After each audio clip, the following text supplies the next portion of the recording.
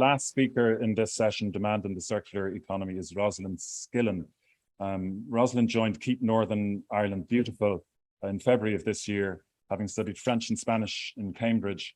She seeks to demonstrate how communication, creativity and storytelling can help address the climate crisis. She campaigns with various charities and businesses in Northern Ireland to advocate for strong environmental policy and to promote climate action. And she communicates on environmental and social issues in her weekly column in the Belfast Telegraph. Thank you, Rosalind. John.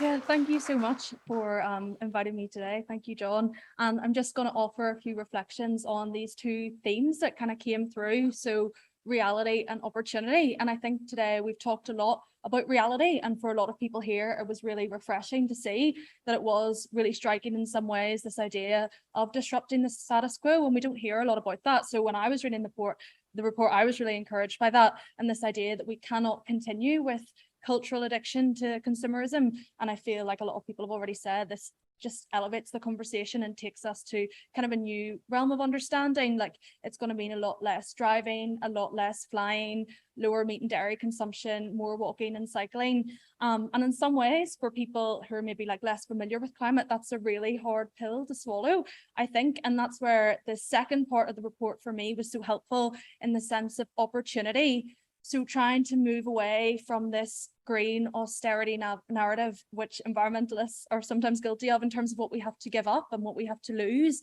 in this new sustainable future, and instead asking the question about what we have to gain. And I think that's so valuable, because the transition to a sustainable future is going to entail so many different ways of living. But in my view, this is going to be a better quality of life for most people. It's going to mean clean air, improved health and well-being, enhanced connection to the world around us and to each other, and a more democratized, localized production of food and energy, for example. So I think in so many ways, as a lot of people have already mentioned, including Peter earlier, the report challenges us to use values in order to engage different audiences about how to transform this reality into the realm of opportunity, and to make the hard pill to swallow in some ways easier to hear, to say, to understand. And a lot of the work that I do, I work with loads of different groups, and I've learned quite a lot about how to change your communication style. I know Joan was talking about that earlier, but for example, for the environmental charity I work for in community gardens, the people are not there to like increase biodiversity or reduce carbon. A lot of them are there because they're really lonely, because they've got poor levels of mental health and well-being. So a lot of the time we're promoting community gardens and climate action then through the lens of health and well-being, or maybe social inclusion or cohesion. And then if I'm talking to a faith group, you're trying to tailor the message, not necessarily to do with the climate science, but more with the values and principles of justice and compassion, talking about stewardship and creation care. And then maybe if you're talking to a business, it's about green jobs and the fact that more young people are interested in ESG, environmental, social governance.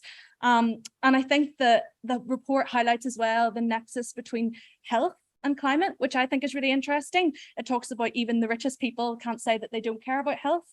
And when I was at the climate strike in Dublin a few weeks ago, I found it really interesting that the Irish Doctors for the Environment were there, and they were talking about how the climate crisis is going to impact people's health. No one wants to breathe in dirty air. So again, I think there's just so many different lenses through which we can land this message that are really effective. But I think the big challenge for environmentalists and for people in this room is relating the environment to everyday concerns. So like jobs, skills, food, in a way that engages more people. And it shows us that tackling the climate crisis and tackling inequality aren't mutually exclusive. So it's this challenge in a way to mainstream environmental concerns. And I think when we frame the climate crisis in terms of people's values, we start to explore the more emotional aspects of what moves people to take action. So in many ways, like the head, the heart, and the hands. So the logical outworkings of why we need to take action, the science behind it, that's the head, the heart, landing the message more effectively in terms of values, like adhering to what they hold in terms of their value systems and their beliefs. And then that mobilizes the hands, that enables people to take action. So the head, the heart, and the hands are so important. And I just want to conclude by saying what this report makes so obvious, and it was highlighted this morning, is that all of this is a political choice. And I feel like so often it feels like this is happening to us and we don't have a sense of agency.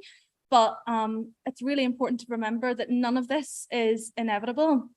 And it's a result of private interest being privileged over public interest, and symptomatic of how vested interests are so embedded into our political systems.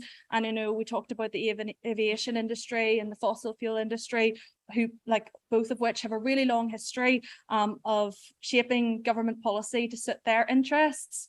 But we need to remember that insufficient solutions to climate change are not solutions.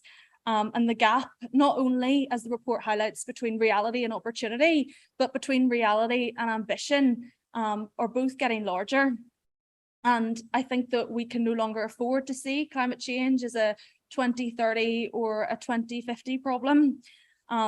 As people highlighted this morning, Ireland was the second country in the world to declare a state of emergency in 2019 about the climate crisis.